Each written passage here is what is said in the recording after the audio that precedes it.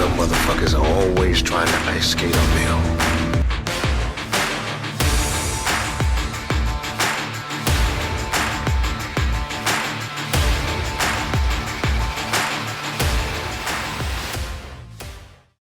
And welcome back to another episode of Common Sense and the Devil's Advocate. As always, I am here with my dear friend and co-host, Michael. Michael, Hello, thanks for joining everybody. us from the cold north. Cheers. Cheers.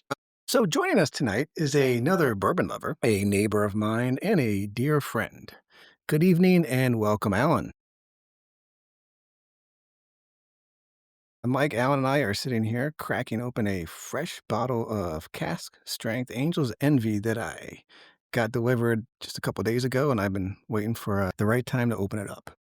Ooh, It is quite delicious. So Alan joined us tonight because one, I enjoy his intellect, even though we do disagree on a handful of things. But he is also a veteran of the armed forces. Thank you for your service many, many, many, many, many years ago. well, rub it in, Joe. But that experience will come in hand with what we're going to talk about tonight. So where we're going in tonight is I've been noticing things over the last, shall we say, 10 to 15 years with the overall mindset and culture of the young adults in today's society. And I think you guys will agree with me. If you go back to, let's say, that good old, as we like to call it, the latchkey generation, we were hustlers. We were always, delivering newspapers, mowing lawns. We were doing anything to find that extra buck to get the things that we wanted. Maybe it was just lack of funds in the parents' bank accounts, so we always went above and beyond to get what we needed for ourselves and help out. But I think that hustle mentality really stuck with that generation, and maybe right after ours, a few years. Because you'll notice a lot of the people that are in their mid 40s to early 50s these days are still hustling. I know a lot of people out there that have a side hustle, and part of it is just because that's the way their mindset is. It's not even, a lot of them don't need the money. They need the exposure to, Stimulus. it's 100% an outside stimulus. Their job may be, one way of a thing. It might be stressful, it might be doing that. But a side hustle is something you're choosing to do. And, you may be doing that for that extra challenge, the extra money, the ability to learn something else. Call it what you want, but it's a burned-in mentality that I think was part of that generation. And as I noticed, some of that kind of start to fizzle away as I've gotten older and seen the younger children come up. Part of what I've also noticed is it seems to be a lot more where the expectation is, I don't want to call it the gimme generation, but they don't want to wait for anything. They don't want to work harder for it. It's kind of expected with a lot more stuff these days. And in the last, let's say, 20 or so years in the culture. And some of that I've noticed has now started to take a little bit of hold, even in the politics and everyday life, to where everything is very polarized. It's my way or your way, and really nothing in between. And some of that has also, for some reason, come out with what seems to be a lot of disrespect for our country. And I don't know where that one's come from. But, a lot of people I know say America sucks, and this and that, and they've never even left the county or the state that they live in, but they're just assuming that, it's one big shithole out there because that's the view that they have, and they don't want to kind of go out and put more toward it. Now, I'm not going to go on too deep of a tirade here, but as I said, I've been noticing this, and I've traveled a lot around the world and done a lot. I've seen real poverty out there. I've seen people working their ass off to make 2 cents. And I like to believe where we live that we've won the lottery many times. We were lucky, especially the three of us here. We are 3 white males in America. I mean, that's like hitting the lottery 3 times in a row. You could take one of those away and you're still better than, God forbid, 90 or 70% of the world, right? But a lot of people take all that for granted. And they also really, I think, take for granted the first one of those, just being born in America. And I see that sometimes as a mindset that I don't understand anymore. And the more I thought about it, I also started to think about that kind of hustle mentality and realize I don't know if they're quite as prepared as we were in the generations before us mentally. Because I think we were ready to get out of the house, go on our own. We'd go back for mom and dad if we ever needed anything. But there was no, I mean, did either one of you ever have that? I'm graduating high school or about to, oh my God, I have to make sure I'm staying home with mom and dad. Did you ever have that feeling in any manner? No. I moved out 4 days after I graduated. Yes. Actually, let me correct that because my mom will never see this. I went on a camping trip for my graduation and my mom redecorated my bedroom. That's fantastic. Truth comes out. So the push was there. Yeah. She said, you can stay on the couch until you find a place. That's a good mom right there. Hell yeah. Wow. So, okay, well, part of that actually will lead into where we're going because of potentially your background. And some of it I know, some of it I don't. So we're going to dig into that a little bit. But where I'm going with this and the discussion that I want to have tonight is part of me really believes, and I don't want to say forced because then people will start taking this down the path that it doesn't need to go that deep. But I think the idea of, at a minimum, a 1-year service of some sort in between high school and call it starting your real life. Okay. Most kids are 18, and I'm not saying it has to be military service. There's a lot of options out there. If it was something that, yes, I would believe it would be government run, but something to give you that, shall we say, ownership of the country that we live in, be it you're working, I don't know, on a construction job on a highway, or you're in the military, or it's it's some sort of a volunteer, it's similar to like the American Legion. I don't know. I think you know what I'm getting at, right? The idea of some sort of a service that connects you to the country a little bit more to give you that ownership of America. Yeah, a compulsory service. They call it in, I think, Israel and a few other countries that run a program like that.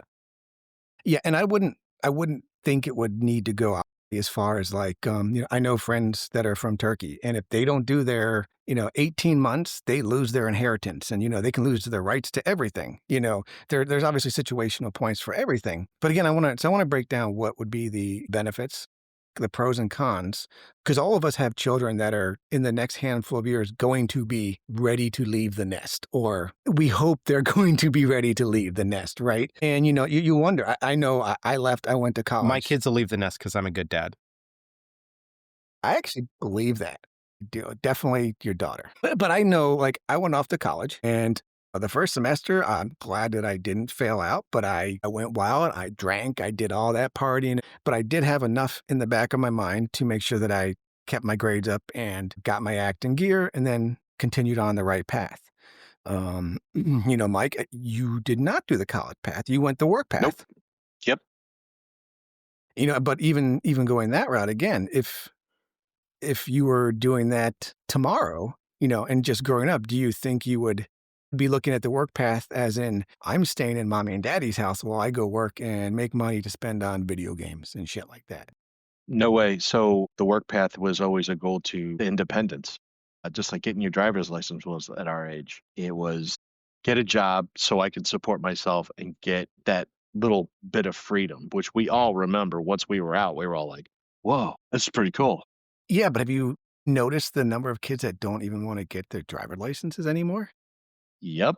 Which I have to add a little caveat there. The way company included right here, I'm blaming myself. How we parent is a lot different than our parents.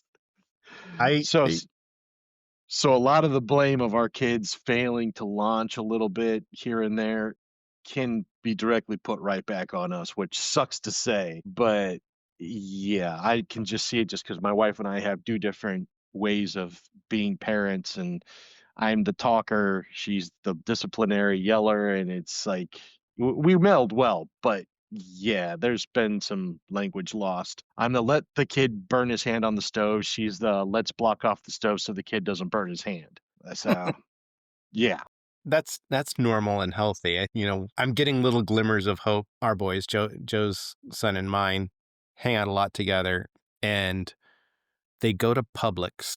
They're riding about a mile away from the house, but anywhere to get out of our sight, which I'm like, that's healthy. Yes, it is.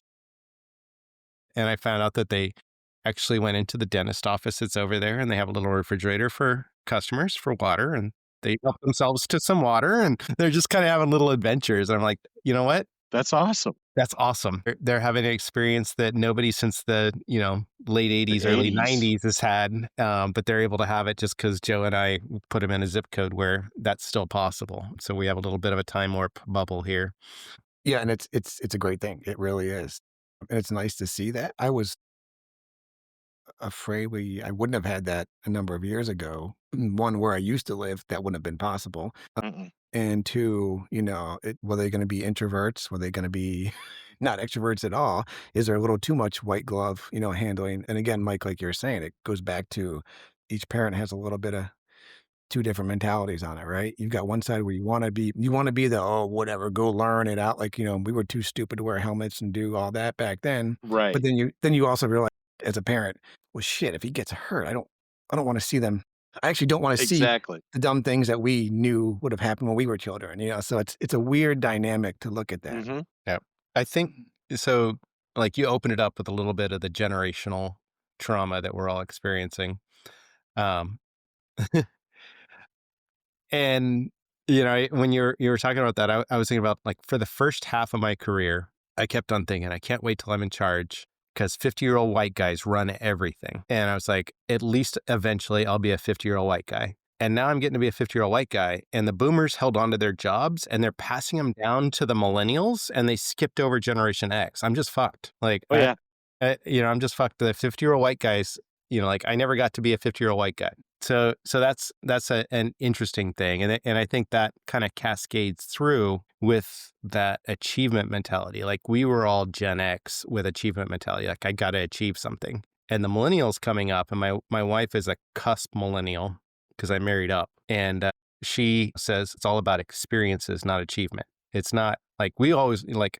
I had like these indexes of achievement. My grandfather was like a maintenance guy at an apartment complex, and he had this key ring that was like that big. And I was like, when I have 12 keys on my key ring, I will be an adult. And now you have like one key fob, and you just throw it in the center thing. But that was my achievement orientation. And then I had other things that I was always like, that's achievement. That's what it means to have achieved.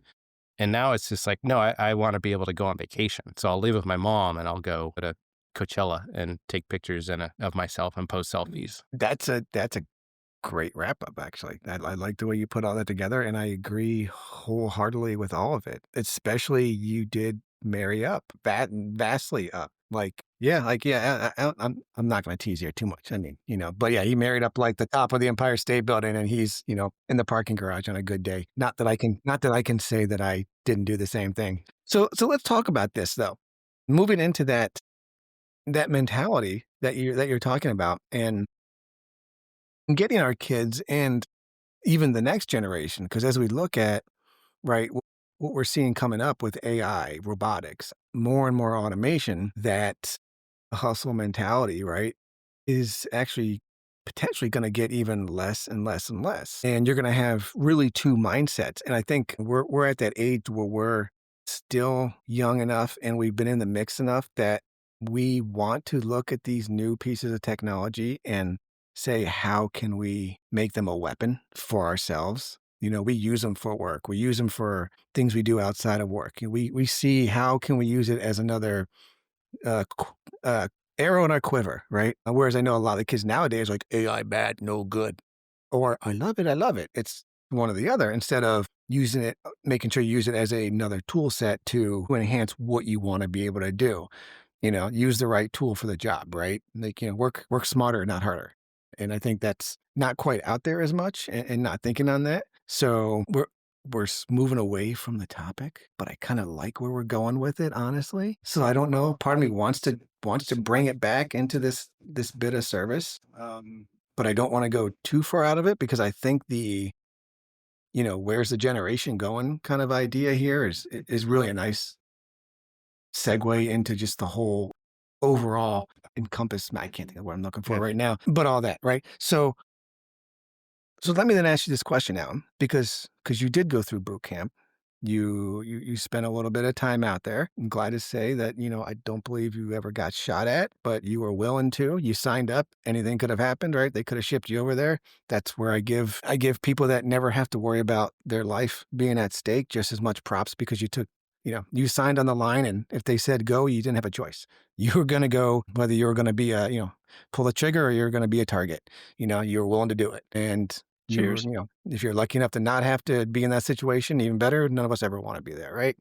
But if you were to think about your mentality or, even how you just looked at life in general, and even, like I said, a lot of it, your ownership of the country that you live in before you went in, maybe even a little bit during and then when you got out, do you have a different perspective if you were to kind of break it down, the kind of pre and post between the two?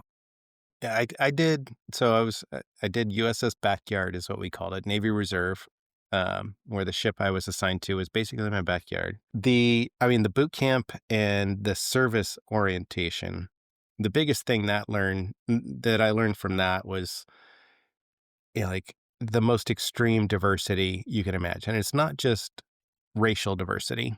There was that aspect, but it was like, you know, backgrounds and thought diversity. There was a guy in boot camp, and I will never forget this, the first day of boot camp, and he goes in and he mounts the toilet backwards. He'd never seen a porcelain toilet. Yeah. He was he was a Caribbean islander, and wherever he grew up, they didn't have toilets. And he was like, so we had to kind of explain to him, like, this is how you do it, and get into it. So that was like, a key experience.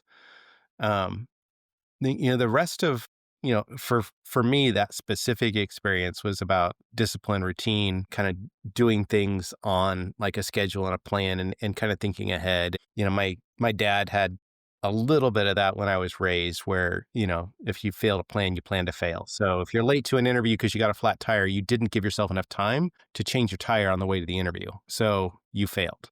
It's not the flat tire. It's not anything else. It's all personal accountability. And that was definitely every aspect of things that happened, in the way that you kind of went through, boot camp, A school, and then my drill time and training. So I think that was important. I think the other thing that there's a concept, and it's called in behavioral psychology, decentering. So it's around putting yourself in somebody else's shoes and getting out of your center, which is what service, I think, does for you, where you're working with something other than yourself and people like yourself. And I think that's one of the most important aspects. And I'm kind of passionate about that because I've done some research on, I work with Medicare now and elder populations, and they've found that the further you get with working with somebody that's not like you, the better it is for your brain, to the point where they had people in nursing homes, and they put them and they matched them up with tutoring partners. And the tutoring partners, if they were like a third grader or teaching them how to read, or if they were another illiterate adult, and the people that were working with the person that was least like them, the farthest away from their own personal point of reference, the benefits for the tutor, not the tutee, the tutor, were the most. And they tested things like really weird things you wouldn't expect. Finger length. Their fingers got longer because they got younger, and stuff like that. And I think that aspect of service is important, not for being attached to the country, but being attached to your community, and the people around you. And a country and a nationality is important, but I think it's just community, your fellow human being. So, yeah, I think listening to you talk about that, being attached to different, putting yourself in other shoes it's a cliche that people say, right? But as you just said, that service helped you actually realize it. And I think that's definitely even a bigger piece, like you were saying, that's missing in today's, I don't want to say even youth anymore. It's just turned into just a large percentage of the population, and not even just in America. I think it's kind of in the world now, where we don't ever, and people like to say that they know what it's like to walk in someone else's shoes, but there's no way in holy hell they would put on that person's shoes if they weren't, the same brand or the same whatever that they would. Yeah, it's mostly virtue signaling. They're like, oh yeah, you know, all immigrants, protect all immigrants. You're like, hey, you got a spare bedroom? Can they stay with you? Oh no, no. Like that. That's where it kind of breaks down. So, I don't know, Michael, what's your kind of vision or perspective on that? On which part? The service, like in kind of service mentality. I know that in my child, he has a tough time trying to forecast what he wants to do or where he wants to go with things. Like I said, I put that on my wife and I, and our headbutting of parenting. But I think that any kind of service, even if like I was looking into things like AmeriCorps and the Peace Corps and things like that, things that would not only throw you, like you said, in different areas with different people that you're not alike, and also plugging you into impoverished zones that you're not used to. It takes you out of your comfort zone and gets you that bit of service to appreciate the things you have in front of you a little bit more. Again, yeah, I never served in the military, but I definitely hats off to anybody like Joe said writes their name on the line, because my mentality just was like, hey, that you're turning, you're giving up your what's that? It was kind of like you lose a little sense of yourself, and I felt unfortunately that I was a little too selfish to do that, to just become what some would look at as just a piece of equipment, and not so much my family or any of my friends and stuff, but some politician that's in another state. And I was like, I don't know if I want to gamble my life like that. But at the same time, I was like, or did I just not have the balls to sign the line? So let's be real here. How old's your He's 17. 17? Oh, so you're right on the cusp. Hmm. Getting ready to launch. My son is 13, my daughter's 15, but I have a 32-year-old and a 29-year-old. So I've already done it once. And I know the worst I can get is a 50% now, because the first two launched successfully. I can, worst I can do is a 50% grade on this test of parenthood. So a couple of things that you touched on, Alan, and I think you were starting to go there, Mike, is the pieces that you learn besides just learning basic humanity of, putting yourself in another person's shoes. And yeah, Mike, you're right. You sign on the line, you're giving yourself up for someone else to make decisions for you. Sometimes that's a good thing, right? Because they may be making the hard decisions that you're not willing to make yourself. But again, they might also be making decisions that you would have never made yourself, right? So it's definitely a rock and hard place there. But Right. the other piece that I was kind of picking up on that Alan said was the structure that you got out of it, and and a lot of that basis. And then I think about things like ROTC. You have one of your kids is doing that now, and she may or may not be doing it with the mindset of enrolling or enlisting and becoming an officer and all that, but there is a sense or a bit of that rigor and structure that goes along with that. And so even just seeing that from the outside on a small note, you think that in itself would be something that would be beneficial for everyone of that age to have that kind of ingrained in them to pick that stuff up. It, I do, and I think we got more of it in our normal curriculum than the mainstream kids that aren't in a program. Like President's Physical Fitness Test was a thing. PE was a thing when I was a kid. It definitely wasn't like, I don't know if you've seen the videos of the high school, boys in the 60s doing 60s, early 70s doing President's Physical Fitness Test, and they look like, it was like the 300 movie. So my daughter's in ROTC right now, and what I'm seeing from her is she knows Wednesday morning is uniform inspection day. So Tuesday night, she plans ahead. She gets her uniform ready. She shines her shoes. She, thinks about what her hair has to look like, because it has to be uniform, which means it's all kind of pressed down Back. and in a ponytail and put back. And just that having to be mindful of and it's just mindfulness. It's like, it's not, I'm going to get up and put on some slides and some sweats and scooter to school. I'm going to, I've got to get up early, and I'm going to be thoughtful about what I'm wearing and all of that stuff. So I think that's really important. We have lowered the expectation for kids in a lot of ways, which is interesting, because their capability of delivering, on things, like my kids can Way do up. things I couldn't do. Yeah. Like Exactly. they're doing slideshow, like PowerPoint presentations and slideshows and researching things. And they're just like, oh no, you just do it like this. And it's like, I was 25 before I figured that stuff out. So, there's that mismatch where, we're not demanding a lot and they have a lot of capabilities. So I feel like there's a little bit of a mismatch there. I don't know how much of that is, again, wanting to make sure you're not leaving some kids behind that couldn't achieve and perform at that level. So who knows? Yeah, as part of it societal, and some of it just kind of like you're saying, not leaving anyone behind. I mean, I always look at you see a lot of the stories I hear now, and it's more makes me wonder, are the kids nowadays prepared for what's coming?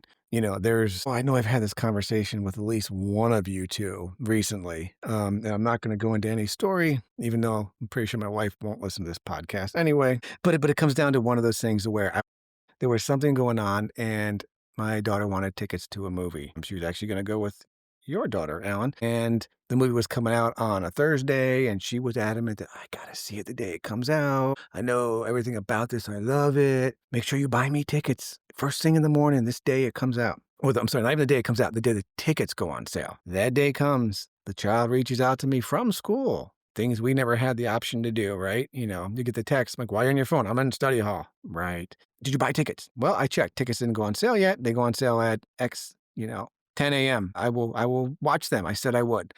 And I went to buy these tickets, and something came up that day, and there was a reasoning. And for the life of me, I don't know why, but either the seats were terrible or your daughter wasn't going to be available the day that they wanted to see the movie particularly. So I bought tickets for that Sunday's showing. Okay. And they had they were the perfect back center row, everything, great tickets that you wanted. And they came home and I'm like, listen, I got you your tickets. It's actually for Sunday. Here's the reason why. They're great seats. You get to see the movie. You know the storyline. So it's not like there's any spoilers. It wasn't like, when Endgame was coming out and no one was going to know Tony Stark was going to die, right? No one's going to ruin anything for you because you know the whole storyline. Well, fast forward to a day or two before the movie's, about to go out. And yeah, Mike's already laughing because he knows where this story's going. But daughter complains again about having to wait to see the movie. I stick to my guns. Then she opens up, an app and says, look, there's seats available at the close movie theater on Thursday at X time. And I'm like, well, I have plans and there was a reason I did it. And I'm sorry. Mom, can you cancel the tickets and buy these ones and take us on this day instead? Mom kowtows and buys you their tickets. And all I do is look at myself. I drop my head down and I think, these children, it's not that I didn't want them to see this movie the day it came out. I understand the excitement. I'd like to be able to give them that ability. But with so many options and so many times out there, they never feel the failure. They never, And you, the failure or the like, oh, that's really special. Like, well, yes, or just there's going to be times in your life, we've all seen it thousands of times now, you know, you do everything you can to make X happen and it doesn't happen. You don't, it might crush you, but you move on and you find the way to get to the next thing or how you get to X in another way or another manner, be it at work, be it in your life, be it, Alan, like you were saying, you're on your way to a job interview. Well, if you weren't prepared for that flat tire, you knew how to change a flat tire, you did whatever. Well, if you've never had any of that backing or you don't have the mental capacity, I don't want to say it that way, but literally, sometimes it's nowadays the mental capacity to grasp what it would mean to change a tire. The thought process is, oh, I will call roadside assistance and somebody will come save me. Our kids do have to learn disappointment in some things so they know what it feels like and how to move on from it. There's disappointment doesn't mean ending. That's what, the teaching here, right, is this is what happened. This is the cause and effect of it, and the effect is A just happens later. It's not like death where when that happens, it's done and over with. You can move on from things that disappoint you. And when I see that and hear that over and over, it makes me wonder, how do we reinstill that into the younger generations and the next generations to come, right? Because if we don't instill it, our kids sure as shit aren't going to do it down the line. It's just going to, as eventually no one is going to be able to wipe their own ass because someone's always done it for them. Not just from birth, but from birth until they're teenagers. They'll be, we're going to have professional ass wipers in high schools because nobody ever has to worry about it. Okay, we all get bidets, I guess, and nice air blowers. We don't have to worry about it. Great. But there is still, do you see what I'm talking about? And wondering, that's why I'm like, what is the answer for that?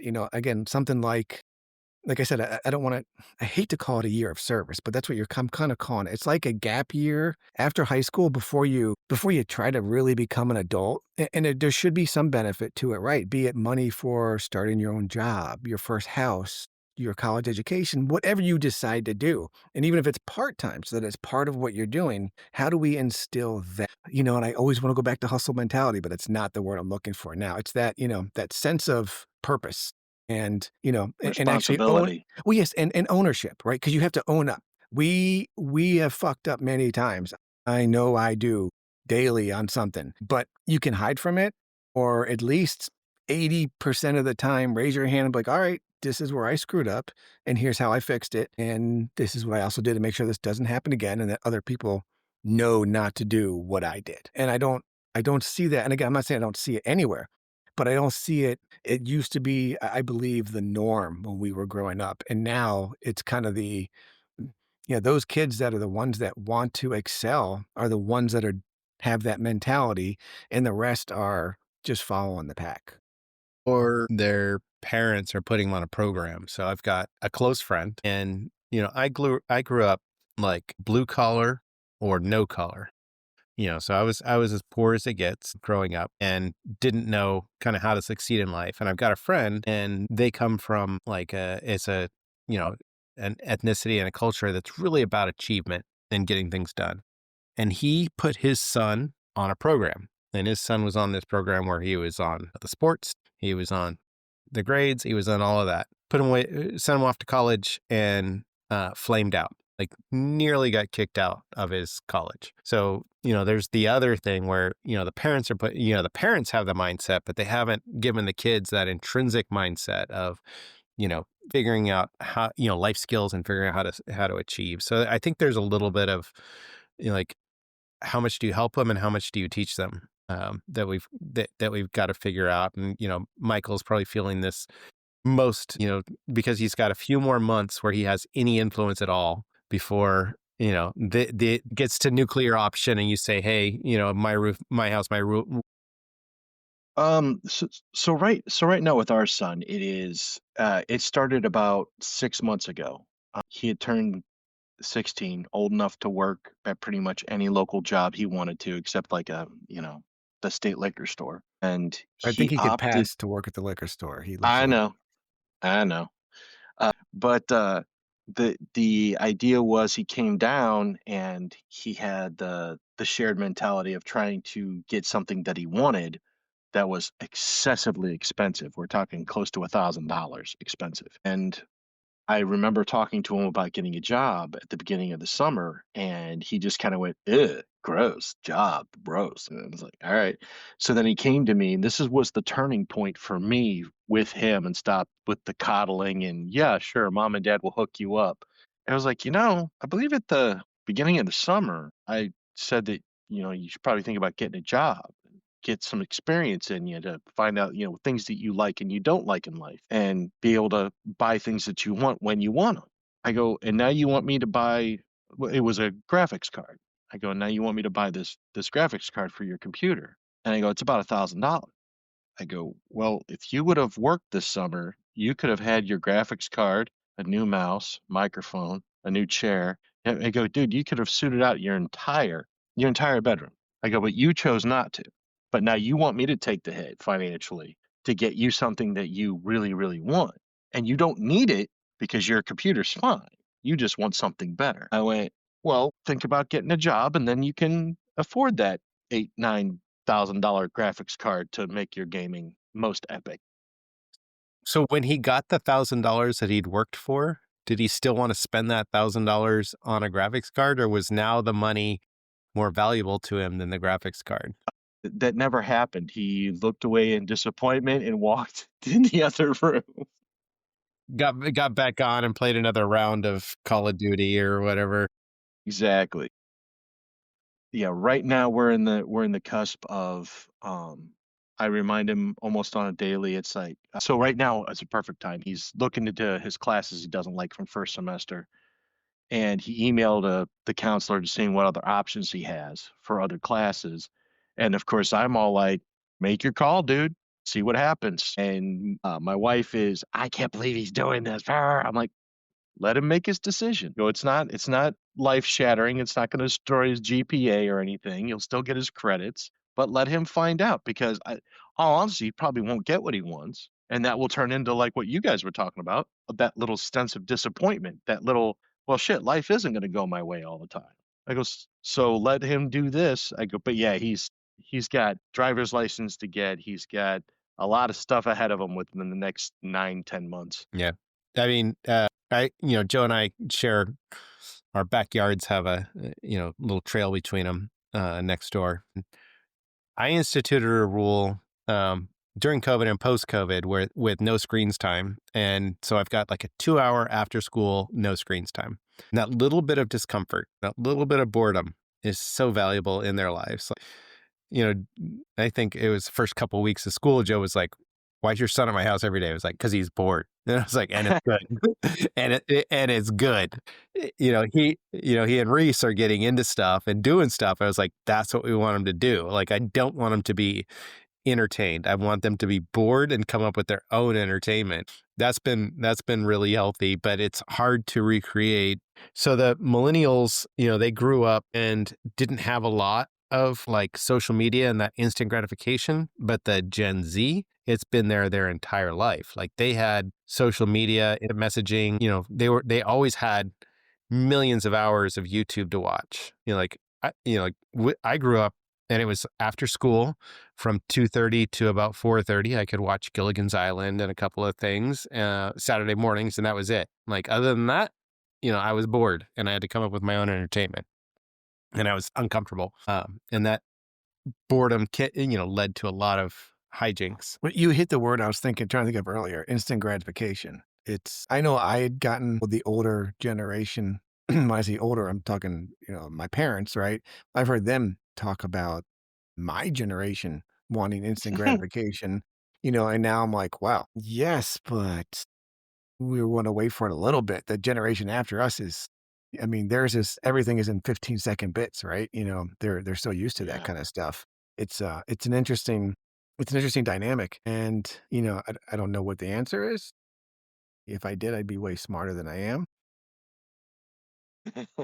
I wonder, Mike, if your boy came to you and said, "Dad, I need to make $1,500 for a hooker," it'd be like, let's go get a job, son. I mean, kidding, everybody. Calm down, calm down. I wouldn't go there.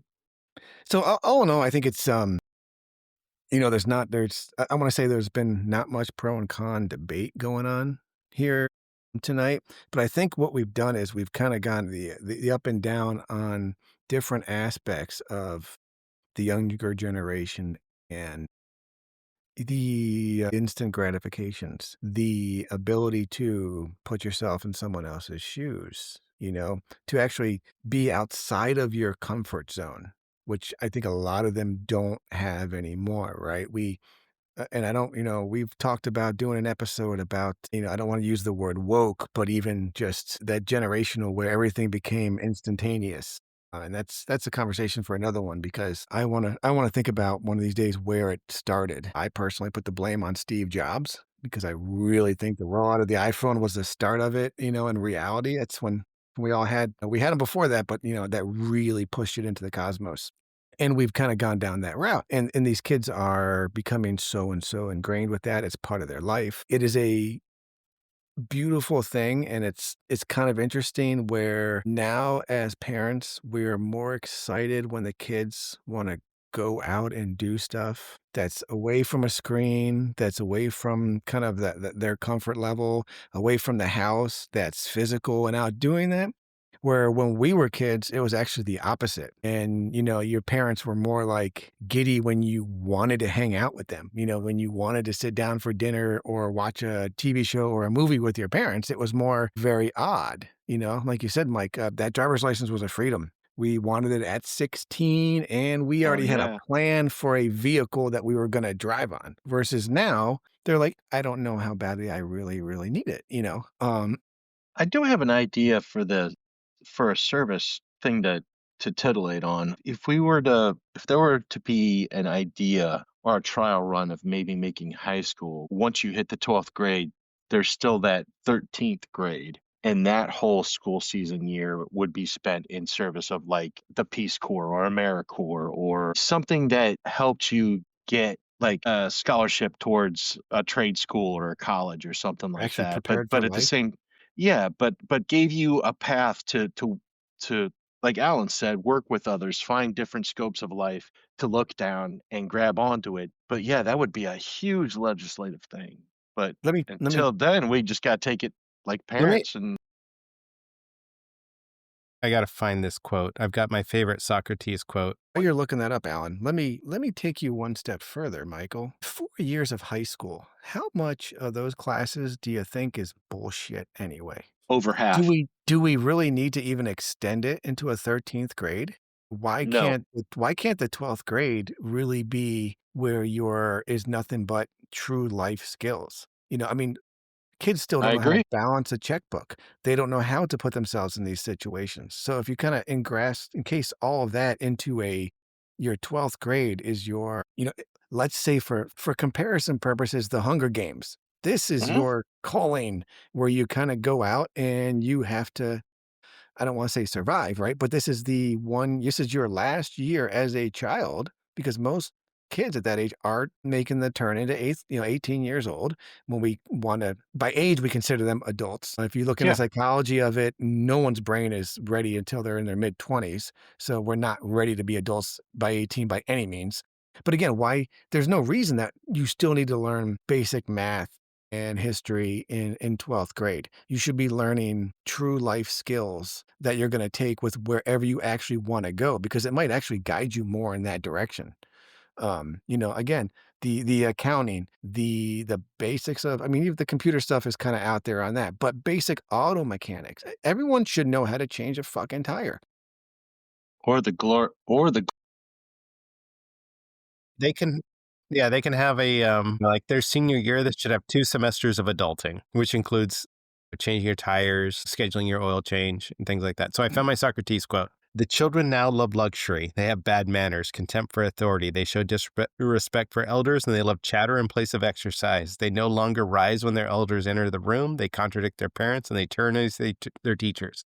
So all of this is brand new. This is all since 1998. Or Socrates was talking about it, forever ago. Yeah, I think, Joe's point about like that the adulting class replacing some of the stuff they do in senior year, that would be huge. And it could be an intensive. It could be just like 4 weeks. You could get through. so much. Yeah, I had a chance at the end of our cul-de-sac. There were 3 cars parked, 4 young men trying to figure out. One of the guys had hit the curb in our neighborhood because I don't know, he's texting and driving something. Had a flat tire, tore out the sidewall. None of them could figure out how to get the spare out of the trunk because it had the little like the butterfly, like the spare out of the trunk. And I was in, my my high school that I went to, the auto shop building is torn down and they put a theater in. We had an auto shop, and I may or may not have made money when I had auto shop doing people's carburetor rebuilds for them. So I think I was charging like $2 a carburetor rebuild, because our auto shop class, they would you'd bring over the fully disassembled carburetor dirty, and then you had to bring over the fully assembled carburetor clean. And I was doing the, carburetor rebuilds for people. But that wasn't a huge skill, but little things like, battery maintenance, oil change, tire. Yeah, it should be. Small engine repair. It's funny, listening to you talk about that, I literally just thought, my daughter's a sophomore. I guarantee you she has no idea what a drill press is. Kids aren't coming home making bird feeders anymore. I mean, we Yeah. all had shop class. When I was in Michigan, we had a home economics class. I had to learn, we had to learn how to cook, sew, and do all that.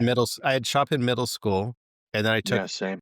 auto shop in high school. And I remember, like the shop in middle school and learning, safety around machines was important because I see so many people that don't know how to handle simple machines and knives. I still remember, I can't remember my auto shop teacher's name, but he called it the finger banger, which we all giggled, but it was a wooden mallet that was like this big. And it was just like, and he had like fake blood stains on it. It was like, like if you mess up, I'm going to hit your hand with this finger banger and turn your hand into a pancake. Yeah, I think some of those things, like, so many people that can't do some basic handle a drill, handle a knife, in your kitchen. Like you should get it, which now this conversation, I have Vuja Day, which is where it's the opposite of deja vu. But Joe knows I host my church's like summer camp for the teens, and all of the teens were sitting around the table on my patio, and I was kind of just being the host, and I was like doing plates and stuff, and I heard and dishes. And one of the boys who asked my daughter out, but she said no, and he's a good dude. He was like, they should be teaching some of the stuff we're talking about here, basic finance, financial management and financial responsibility and those skills in school. And my daughter, bless her heart, she's like, no, your parents teach you that. And he's like, well, not everybody has parents that teach you that. And I was like, this is a good dude, like that conversation where, yeah, a lot of parents will teach that or will make opportunities to teach that. They're going to, put their kids in scouts or something like that. So they get some of those, you got to do some of those things. And scouts is very, very varied in your experience that you're going to get depending on your troop. But, you get some of that. You get some of that doing service hours. And the scouting troop that was, closest to my house in California, their golf badge, they were hitting plastic wiffle balls off of a piece of AstroTurf in the basketball gym. I don't know how you say golf when that's what you're doing. But there's some troops out here that are, that they're actually pretty decent and, have helped a couple Eagle Scouts here do their project. Yeah, there's some of that. I think, one of the things Joe and I are lucky is, we live in Florida, and Florida has a really innovative, I came from California in 2021, and Florida decided what they're going to use their lottery money for is secondary education, like college education. And it's a Bright Future Scholarship Fund. And in order to earn that, you have to have 100 hours of community service, which is 2 hours a week for your senior year, and a B average and a decent score on SAT or ACT. And then you get half or all of your 4-year college at a state college paid for. Oh, wow. It's a really, I was like, oh, there's got to be a catch to this. It's a really good program. And it seems to be designed to be sponsoring the social responsibility that we're all talking about here. And I think it could be scaled up. It could be incentivized further. It doesn't pay for any college. So, both of our daughters are looking at Flagler College is the most recent one, which is a private college just south of us here. Pay for that, but it pays for, like the state college. Like they could be Ospreys at University of North Florida, which would be equivalent to what I did in California, but I paid a lot more money for it. So, but they couldn't go to Miami or anything like that. No, Miami is private, and it's like $40,000 a year. The public colleges are amazingly efficient compared to California, where I was. So I was looking at. I'm currently enrolled at FSU for an MBA program. I'll graduate. It'll cost me about $37,000 for the whole program. Ooh. Equivalent program in California was $120,000 to $140,000. Oh, sure. Yeah, so it's like 4x for still. Top 10 school. It's a top 10 MBA program, but it was 4 times as much. And the undergrad, though, Mike, Florida State is in the Bright Futures program. University of Florida is in the Bright Futures. Yeah, so there is, and a lot of those little private schools will actually match it. Oh, nice. And so your son, a junior, have you heard, I know it didn't exist for us growing up, are volunteer hours even part of their requirement for graduation? The only thing that there requires like National Honor Society, from what I understand. As long as you belong to an academic honor society that eventually will get you scholarship with a university, you have to do community service hours for those small little like academic clubs that belong in high school. So NHS, things like that. Yeah, if you're looking for scholarship, that's about the only way you're going to get it is through school clubs, National Honor Society, or there's like a dozen different ones that I don't remember. But yeah, no cool program like that in Florida up here in Ohio. Shifting the lottery money like that, because in California, the lottery money goes to like K-12 education, but it's like peeing in the ocean. It doesn't make a difference. Yeah. They're not hiring any new teachers. It doesn't go in. It's the teachers are like, oh, I bought a new whiteboard. You're like, who cares? So that's the dumb part of it. Right? When I see what they did here, it's like that's a much smarter investment. And then somehow here we have teachers that are motivated without like a lot of union. So in California, it's like, oh, the union, and you got to have that to have good teachers. And my daughter's geometry teacher is like, I'm going to go to back to school night or parent teacher night or one of those, whatever's coming up, just to like kiss this dude full on the lips. Cause he, started my daughter off with, and he's geometry, but he's like, okay, everybody create a Google sheet and call it your brag sheet. And he's like, every accomplishment you have starting now, you just log it. So you get, you got recognized for doing volunteer service, you put it there. And he's like, when you get to doing your college application, you just go through your brag sheet and you put all the stuff on there on your college application. It's like, I didn't learn stuff like that. And I still fail at that almost every year when I have my annual review at work. The farthest back I can remember of stuff I did was October, when it's January. So that's a huge life skill. And he's teaching them, a little bit of personal finance and stuff like that. That's huge, having that second voice. Because my boys eventually learned it from me, but a lot of the stuff that, the lessons you want to teach them, they don't want to hear it from their dad. They want to hear it from a coach or a teacher. Yes. So, that third voice or second voice, saying the same thing or reinforcing the message is so important for some of these things. Cause, I was telling, my boys did take the coaching, thank God, but I was telling them like debt was evil and don't take on debt, and don't borrow money, don't take on debt. And they heard like one or two other voices along it. And now they come back to me, they're like, oh, Dad, you know how fucked some of my friends are? You know how many loans they took out? Like, yeah, they will loan you. If your tuition, my son went to a school, the tuition was 33 grand a year, they would loan him 50 grand a year for a 4-year school in being a chef. You know how long it takes a chef to earn the $200,000 in debt he would have graduated with?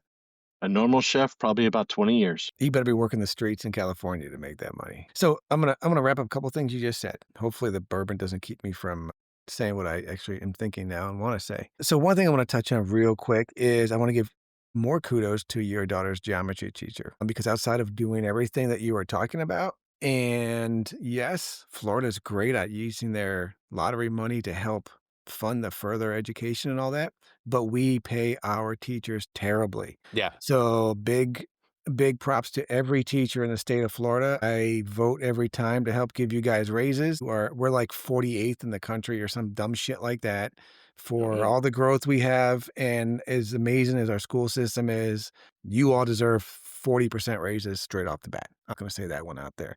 So I do love still seeing, and I see it in a lot of my kids' teachers also, they do it for the love, not for the money. That's for damn sure. And I give pure props for that. So we talked about a lot of stuff tonight.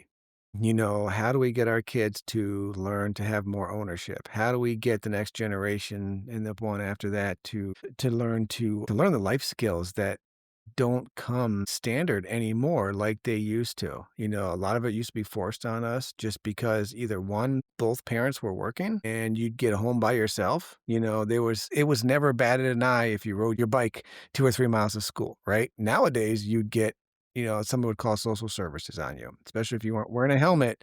Or if there's no one at home to answer that door when you get home, we either carried a key or we knew where one was hidden. Nowadays, even though every keypad can be unlocked at every house or a parent can unlock it from 1,000 miles away, you still got to worry about who knows your kid's home alone at 15 years old, right? So it's an interesting dynamic. A lot of things have changed. We don't have any answers for it here, and it really comes down to a lot of stuff we've discussed, right?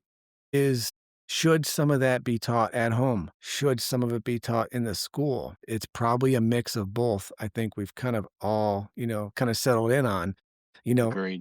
just like you said, Alan, the one kid that just said some parents don't teach that or don't have the ability to teach that.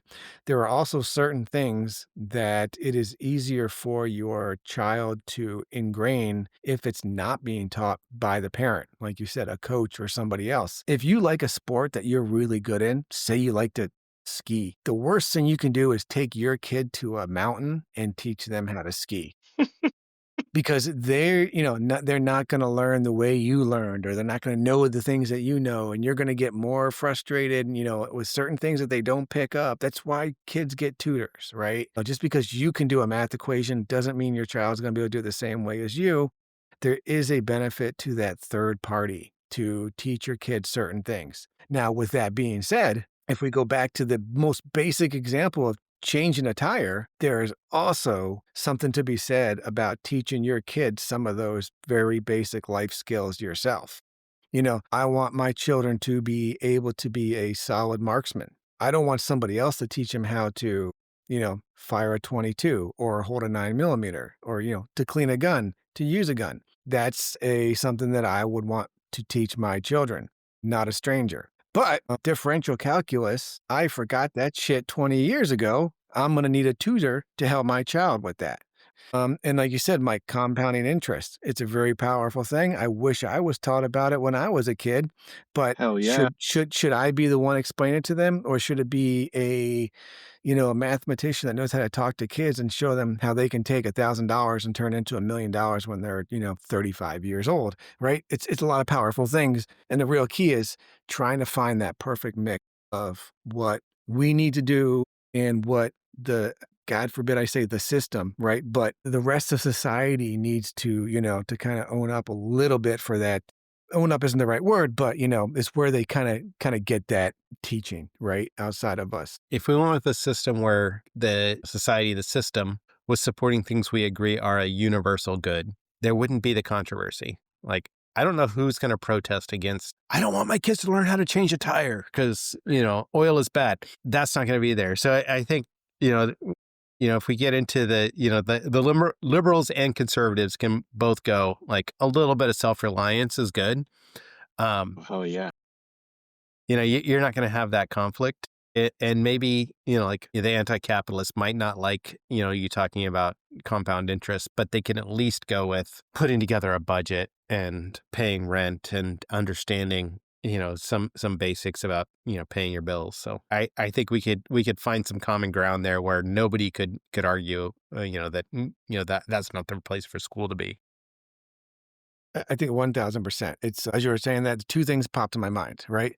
One, there's what are the basic things you need to know when you move out of your own house, right? You talk to people, they're like, whether it's rent or a mortgage, they don't take into account that there's such thing as electricity, plumbing, internet, car insurance, renter's insurance, homeowner's insurance, the kind of the basic necessities that just go along with that. And that's a lot of the stuff that we teach our children because we're trying to prep them for the boot out the door. And I think the other one, the kind of societal ones that no one should be able to argue, like you were saying, Alan, on all sides of every aisle is, and I think the best way to put it is, if I unplug the world right now, if we took away the internet, if we took away, I don't want to say all electricity, but let's just say you unplug the world and you had to do things for yourself again, like we did, 100 or so years ago, what skills should everybody know in case that day were to happen, right? If there was an attack on our grid